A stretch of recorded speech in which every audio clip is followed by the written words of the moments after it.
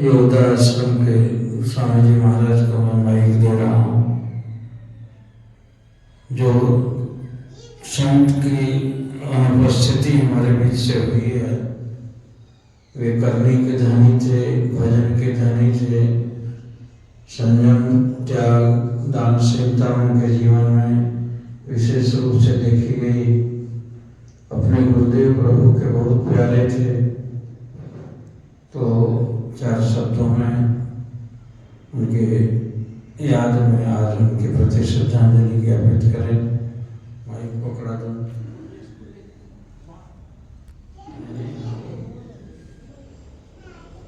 पाने के लिए जो प्रोसीजर बताते हैं उसको नियमित रूप से पालन करना। वो ध्यान होता है, जप होता है, प्राणायाम होता है या कर्मकांड भी हो सकता है, जो गुरु देते हैं। और जो गुरु देते हैं उसको भी जो है नियमित हिसाब से पालन करने में कभी होता है कि सुबह शाम उसको अभ्यास करना, या गुरु जितना बात होता है उसको नियम पूर्वक अभ्यास करना। और इसके अलावा जब हम साधना नहीं कर रहे हैं, ध्यान नहीं कर रहे हैं, उस समय कर्तव्य का पालन कर रहे हैं, उस समय भी भगवान को स्मरण करते हुए कर्तव्य का पालन करना, यही साधना होता है। और जो लास्ट गुण है वो है वैराग्य। वैराग्य का भी बहुत सारे एस्पेक्ट होते हैं, लेकिन एक मेन एस्पेक्ट है कि पूर्ण रूप से भगवान के ऊपर निर्भरशीलता। हम जब पैदा होते हैं तो पूरा निस्सहाय होते हैं, हमारे पास में कुछ नहीं होता। उस समय भगवान एक माता दिया, एक पिता दिया, एक घर दिया, और इवन खाने के लिए माँ के थ्रू से दूध का भी व्यवस्था कर दिया। और आज हम जो भी हैं उसी के बल पे हैं। लेकिन जब हम बड़े हो जाते हैं, हम संसार के ऊपर डिपेंडेंट हो जाते हैं।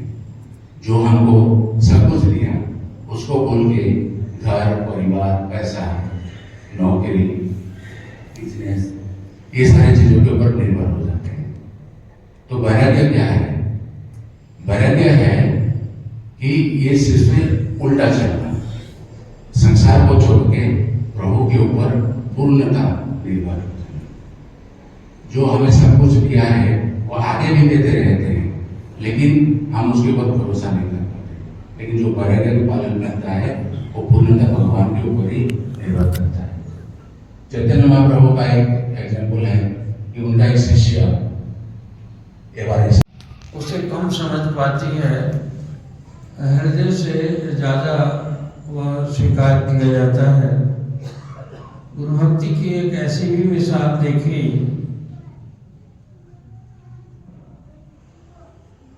वहाँ शास्त्र में पढ़ते हैं हम, अरुणी एक गुरु भक्त हुए,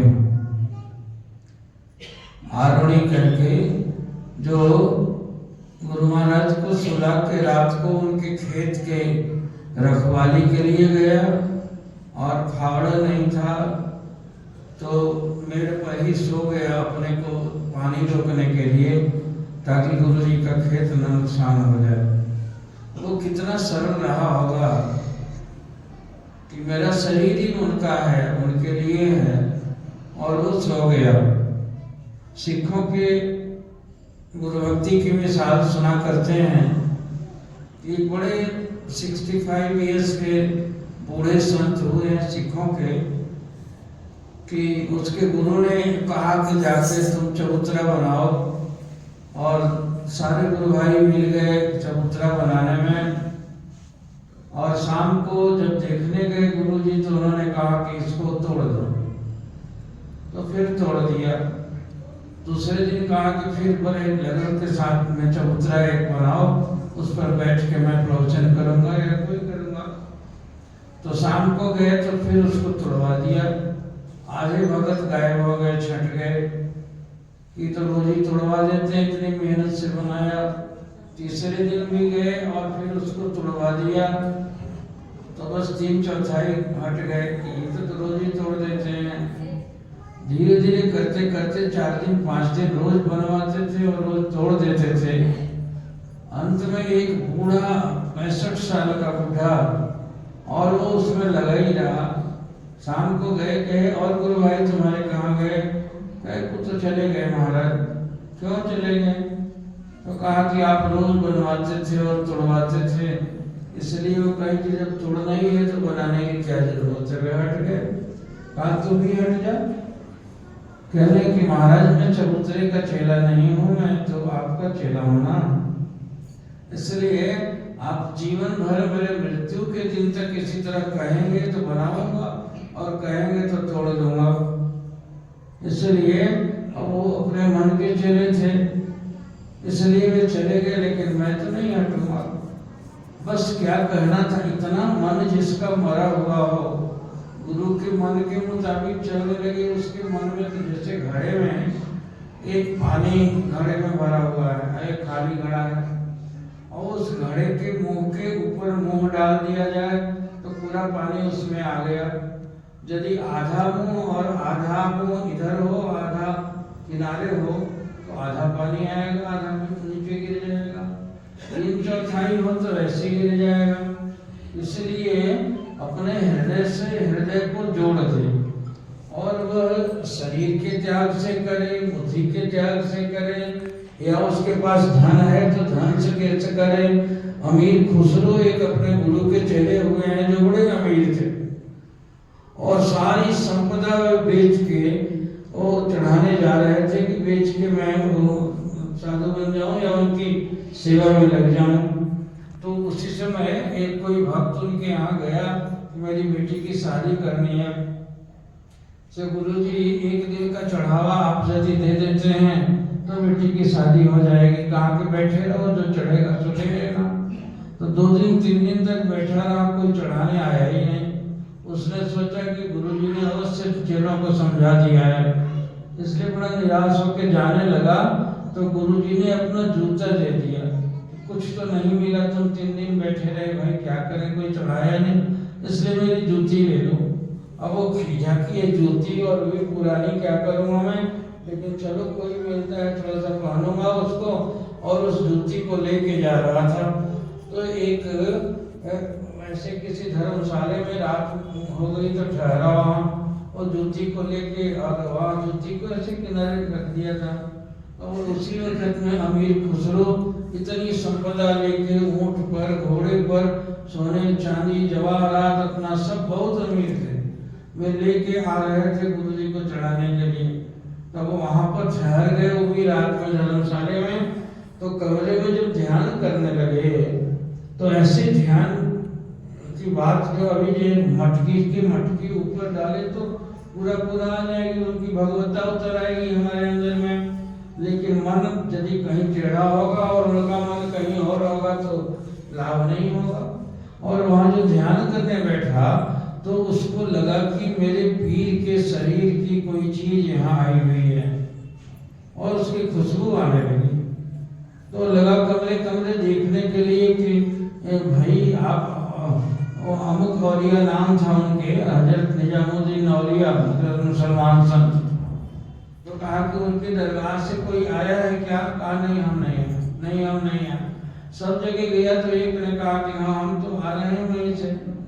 कहा गया, पहले तो उनका चरण चूमा कि मेरे सदगुरु के, मेरे गुरु के दर्शन करके आ रहे हो। तो अब उसके बाद कहा कि उनकी कोई चीज है क्या आपके पास? कहा चीज क्या है, 2 दिन ठहरा था कि कुछ पैसे मिल जाएंगे चढ़ावा के, तो यही जूती दे दी उन्होंने।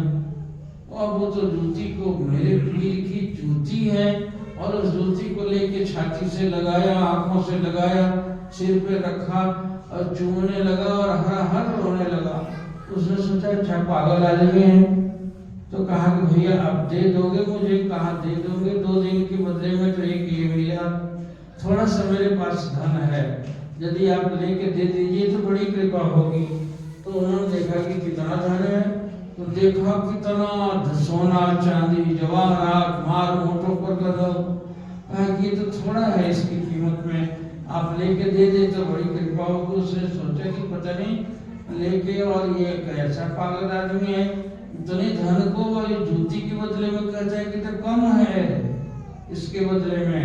और उसको लेके खूब रोया और सारा कुछ सौंप दिया उनको।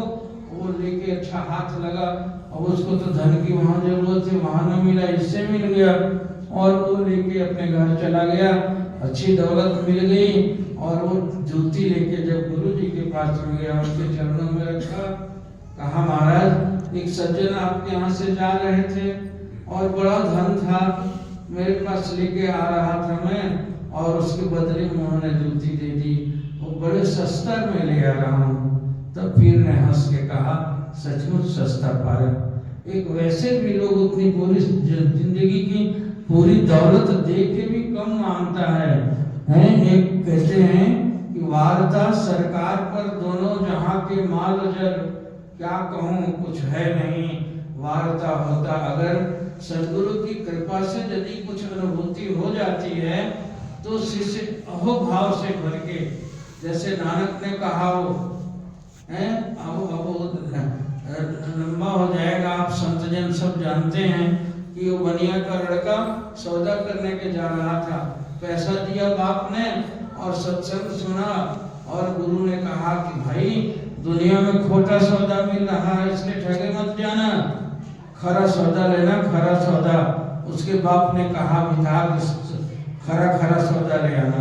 उसने कहा कि खरा सौदा इन्हीं से ले लेता हूँ, और पैसे दे दिया, उनके बदले में मंत्र लिया, और मंत्र लेके गया तो पिता ने बड़ी पिटाई की उसकी कि सारा न जाने कहाँ ठगा गए, किसी साधु को दे के आ गया ये, और लौट के गया। कहा नहीं वे संत थे और बड़े बड़े लोग उनके दर्शन के लिए आए हुए थे, इसलिए झूठ नहीं बोलेंगे।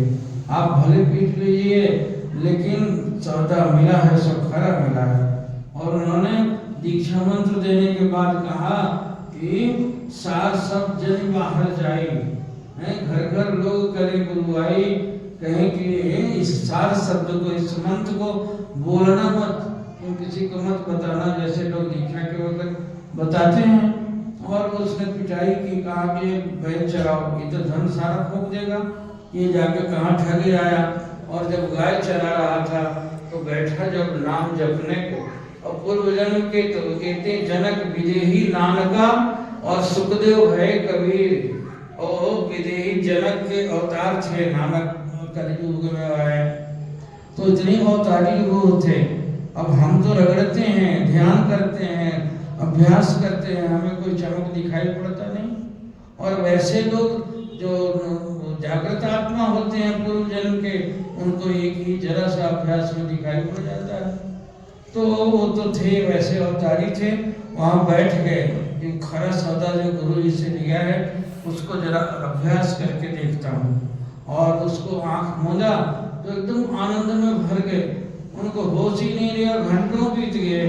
तब उसी बीच में उनकी गायें किसी के खेत चढ़ गई, और खेत चढ़ गई, खेत वाला आया, देखा, कहा कि आँख मुँह में ढोंगी बैठा हुआ है यहाँ और हमारा खेत चला दिया और फसलें सारी बर्बाद। अंत में उसको 2 थप्पड़ लगाया, कहा कि कान पकड़ा और एकदम अकबका गया, कहा कि क्या हुआ, मैं तो उस सौदा जो गुरु से दिया था उसको चखने में लग गया था, और आप क्यों मार रहे हो मुझे। कहा कि कान पकड़ के ले चल के देख मेरे खेत खत्म हो गए। वहां ले गया खेत पर, कहाँ कहाँ कहाँ कहाँ किया, और सारे खेत जो चर गई थी गाय वो लहलहाने लगी।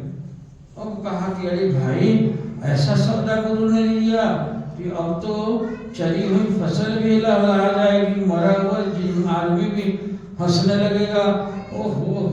और उससे जब खुशी हुई उनको तो नानक कहते हैं वाह गुरु वाह गुरु वाह गुरु, और कहकर के आंखों से अश्रुधारा बहने लगी, और उस गुरु की याद में वाह वाह वाह वाह कहा। और उसी को आज भी सिख लोग वाह गुरु कहते हैं। वाह गुरु, वाह शब्द यही है कि उनके पाने से इतनी आनंद, इतना आनंद बढ़ा। स्वामी राम को किसी ने कहा आपने बेटा छोड़ दिया, अपने परिवार छोड़ दिया, आप प्रोफेसर थे और उसको रिजाइन कर दिया, और क्यों साधु बने। कहने लगे राम के साथ जुआ खेला और उस जुए में जीत गया, और इतना आनंद उमड़ा, इतना आनंद उमड़ा, तो 2 लोगों के बीच में क्या भोगता, इसलिए सारी दुनिया के इतने लोगों के बीच में उस आनंद का उपभोग करने के लिए मैंने सबको छोड़ दिया। और अब मैं उछल उछल के सारे दुनिया में घूम के जिनको कहा the living Christ has come to America, जो विदेश के लोगों ने उनके वचनों को सुन के कहा, तो गुरु से एक इस तरीके से भी आया जाता है। वो हृदय से प्राप्त करने की चीजें हैं। कहते हैं कि परमात्मा साधन साध्य कम है और कृपा साध्य ज्यादा है। मेरे गुरुदेव कहा करते थे वो कृपा से मिला है तो बड़ी आसानी से पा लिया हम लोगों ने, और उस कृपा के लिए लोगों ने धन छोड़ा, जन छोड़ा, अपना मन छोड़ा और सब कुछ छोड़ के पाया तो उसी को पा लिया, गुरु को ही पा लिया, उसकी भगवत्ता को पा लिया, उसके सारी स्पिरिचुअलिटी आ गई और एक घड़े के ऊपर दूसरा घड़ा आया तो पूरा का पूरा उसका जो सब्सटेंस था उसमें वो इसमें उतर आया। तो लोगों ने अरुणी वगैरह ने शरीर से किया, सिखे के तमाम गुरुओं ने उसी का चर्चा आती है उनके अंदर में। अमरदेव अमरनाथ हुए हैं, अब वो चबूतरा वाले को गोद से लगाया गुरु ने और अपने सारी रूहानियत डाल दी उनके अंदर में। उनको अभ्यास नहीं करने दिया। अभ्यास तो यही अभ्यास है, अपने मन को उसको दे दिया जाए। मन देवे सतगुरु के पास तिस सेवक के कारज रास, उसका कार्य जो है सिद्ध हो जाता है। तो ये परंपरा है। हमारे बाबा जी अपने जीवन में ये एग्जीक्यूटिव इंजीनियर है, यहाँ इंजीनियर थे वे, जो कुछ भी कमाया उसका सामान्य हिस्सा घर में या परिवार में लगाने के बाद उन्होंने अपने गुरु को दान दिया, त्याग दिया। उनके जीवन की विशेषता ये थी, गृहस्थ में भी अंत तक से रहे वे, लेकिन जो कुछ भी कमाते थे दान देने में खुश होते थे। लेके आदमी खुश होता है, दे के खुश होता है। इतने सात्विक थे वे कि क्या दे दें हम संतों को, जो जरूरी लोग होते हैं। मेरे परमहंस महाराज जी ने अपने ग्रंथ में लिखा है कि जो भगवान के हवाले हैं, जो परमात्मा के आश्रित हैं, जो गुरु के आश्रित हैं, जो कोई मिशन को लेके अपना जीवन आश्रित दिए हमें, उनकी सुधि लेते रहो और उनकी कमी पूरी करते रहो। ये बड़ी बात है, ये बड़ी भारी साधना है। ये जिनका जीवन सत्कर्म के लिए, सत्कार्य के लिए, जैसे साधु हो गए, गृहस्थ छोड़ दिया, सारी दुनिया छोड़ दी, उनकी खबर लेते रहो, उनकी सामान्य जरूरतों को पूरी करते रहो, दोनों हाथ दो, उससे बहुत परमात्मा तुम्हें देगा। तो ये उनके जीवन का मूल सिद्धांत था। और साधना में अपने अवगुण थे। 3-3, 4-4 घंटा पद्मासन में बैठ के मैंने एक किताब लिखी है उनके ऊपर, आप संत लोग पढ़ेंगे। एक बार वहाँ इंजीनियर थे वे, नौकरी में थे, एक कमरे में सोए हुए, भोर में 4 बजे उठ के भजन करने लगते थे। तो मैं उनके कमरे में प्रणाम करने गया। सवेरे मैं कॉलेज में उस समय था, तो सवेरे सवेरे उनको प्रणाम करने गया तो कमरे में बिस्तर पर थे नहीं, और मैंने सोचा कि ये सोच वगैरह गए होंगे, और काफी देर तक खड़ा रहा। जब नहीं आए तो खर्राटे की आवाज आ रही थी। तो मैंने देखा खर्राटा कौन हो रहा है, कमरे में तो एक ही चारपाई थी। तो देखा झांक के तो अपने चारपाई के नीचे बैठे, नीचे रुके हुए थे, और दोनों पद्मासन, दोनों टांग चढ़ी थी और ऐसे ही ध्यान करते करते नीचे गिर गए थे। फिर चारपाई हटा के मैंने ऊपर उठाया तो बंधे पांव ऊपर को आया, तब वो खोल कर कहे तो मुझे तो पता ही नहीं चला मैं कब नीचे चला गया। तो इस तरह से वे योगारूढ़ थे और इस तरह से अभ्यासी थे। हर तरह से प्रेरणा और शिक्षा मिली, उन्होंने दान दिया, उपकार दिया। कहते हैं ये तुलसी इस संसार में 5 रत्न है सार, संत संग, सद्गुरु वचन और दया, दान, उपकार। ये 5 चीजें जीवन में हो तो उसका जीवन धन्य है। आज वैसे पुतात्मा पवित्र आत्मा के चरणों में, ऐसे अनन्य गुरु भक्त के चरणों में हम बैठे हुए उनकी याद कर रहे हैं। उनको बार बार नमस्कार प्रणाम करता हूँ। बच्चियाँ एक प्रार्थना गाओ, हे परम जीवन धन के लिए चलें। सेवादार महाश्चर्य गुरुजन संतों का सेवा सत्कार तैयार है, चला जाओ। भजन गाओ, तब तक से बैठे।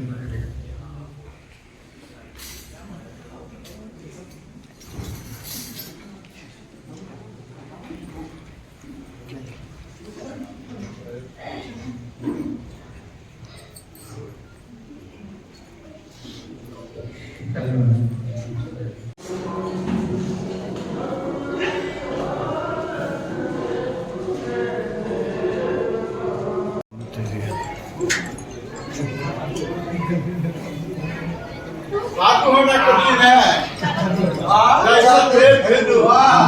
साधु होना कठिन है, जैसा पेड़ खरीदो। चढ़ेगा तो चढ़ेगा मीठा, गिरेगा तो चढ़ेगा चूर।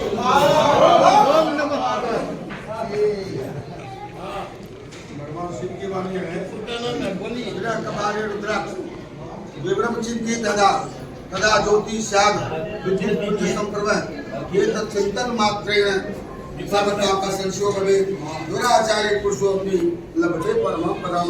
श्री सद्गुरु महाराज की तबला कर लीजिए। हाँ पैसा की बात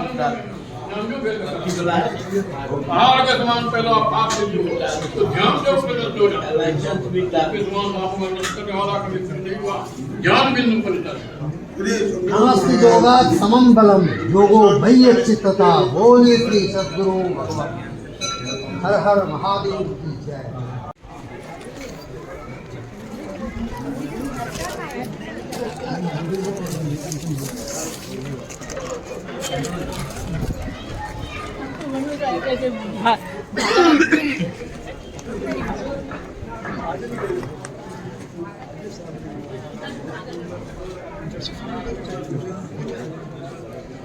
हमारा कुछ नहीं है।